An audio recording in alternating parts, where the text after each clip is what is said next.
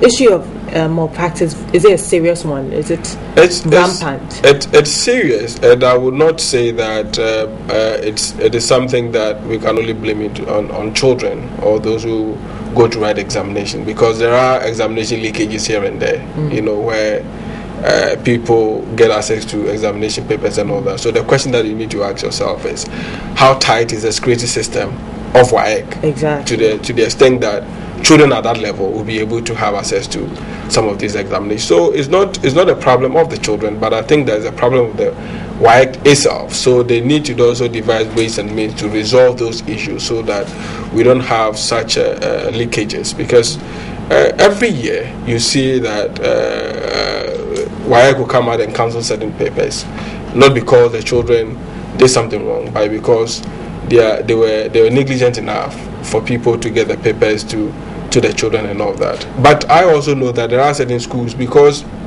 they want to score more marks, they go every length to be able to acquire some of these things. To help their students. So that they can see that they scored 100%. Because one of the private schools failed to register a certain number of children because they feel that when they go to write exams, they will not do well, because they want to hit the 100% mark, and we have to step in for the children to be registered and all that. So they will go all in to do anything at all to make sure that they get that 100%. So that should also send a signal to WAEC to be able to tighten their security system, so that they don't expose children, because any child who want to pass the examination, because of the way we have structured our system, they'll go all in to also look for some of these things. So I think that they need to also put certain measures in place. But again, children must also respect examination rules, but we also owe children in that environment a certain responsibility, where if children are writing and make a child to think form of child abuse here to not allow the children to wear their shoes and socks to them. And any child can insist on that I will not do that. But because of the fear that we put in our children, they also want to obey so that they can go and write the examination. But if there's any child that has been denied as a result of insisting that this is my right, then of course we can pick some of these issues up and then deal with WAEC on that. But I don't think that we should go to the extent of making our children naked when they go to write examination. They need to feel good. They need to dress up well.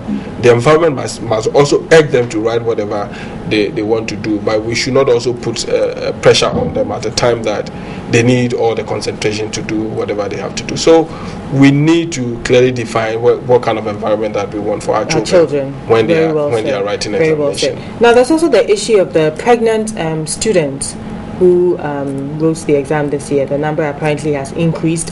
In Agna Safo, for instance, the number has increased from 4 last year to 10 this year. What kind of message are we sending out to our children when we say pregnant students can be allowed to write exams and the numbers keep increasing every year? What does this mean? Well, it's a social issue that we need to deal with, right from the community level to all the levels. And policies must also ensure that we educate our children to know that in life everything must be done according to time and period. But if you have children who get pregnant before they go and write their exams, that means that there's something wrong with society itself that we need to correct. But that notwithstanding, but do you even agree with the directive that pregnant women or pregnant students, they are not women, are 14 and 15, I wouldn't exactly call them women. In the past, pregnant girls should be allowed to write the exam, because in the past, the GES was vehemently against it, but now they've relaxed on this and they're allowing it. Yes. What is your personal view? Yeah, for me, I think that pregnancy should not deny anybody access to write the examination. That opportunity must be given to them, irrespective of that. It is a learning environment, and you can't practice any other thing apart from that. But if that still goes on, to the extent that teachers even get children pregnant, so it's an issue that, for me, we need to deal with. But that notwithstanding, I don't think that should be a caveat. We should deter any student from writing. Right. The issue of a sign language interpreter who was denied access to the exam hall. Apparently, there's also a directive from GES that some centers or some institutions who have maybe deaf and blind students be allowed an interpreter in the hall. But at Holy Child High School, at that center, the interpreter was refused entry. He wasn't granted access into the hall. Yeah, well, I don't know the kind of arrangement. A kind of arrangement that was made at that particular center. But are you aware of the fact that a sign interpreter must be? Of course. I know that now we practice inclusive education, which means that people with a certain level of mild disability can be mainstreamed into the main system. Therefore, they can sit to write the examination with the normal students. So if that happens, then it means that all the facilities must be there to be able to do that. So if they deny any child that to be able to write the exams, I think there's a violation of the fundamental right of the child, and that can be picked up irrespective of who has committed that offense. So I don't think that we should even something that we should discuss it as a social issue, but I think that it's legal if you deny a child the right to do certain things that the law has provided that the child needs to enjoy that, then it's a matter that we need to pick up with the appropriate institutions.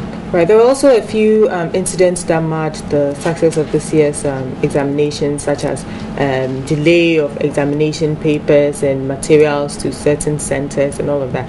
I mean, after so many years of us doing this BECE every year, year in, year out, is this acceptable that at this point in time we are still being, having these issues of delayed materials and all of this?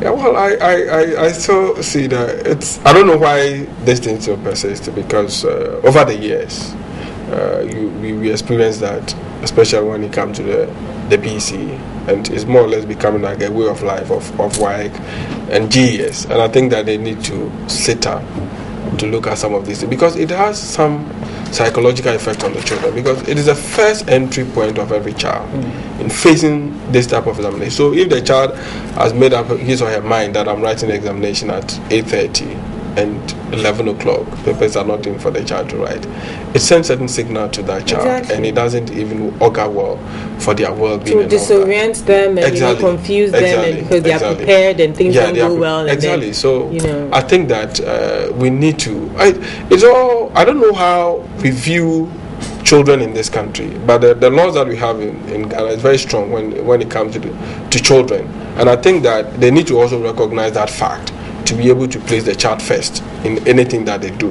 And I think when they do so, they will respect some of these things so that they can address some of these emotional needs of children. Okay. Finally, before we go, let's discuss briefly on the reset opportunities available to BECE candidates. To the best of my knowledge, there are no opportunities for candidates who fail some of the papers or all the papers to reset. Is there anything in place for them? Yeah, well, the Ministry of Education announced that they are going to consider that, but as we speak, we don't have anything of a sort in the system where children who want to start life will not be given the second opportunity to prove themselves. So what happens to these children who fail the BECE? And we don't know what happens to them. We just mainstream them into the system, and they become a cost to the state. There's no private program. There's nothing. You can't go the next year. If you want to do that, it means that you have to start all over again to be able to do that.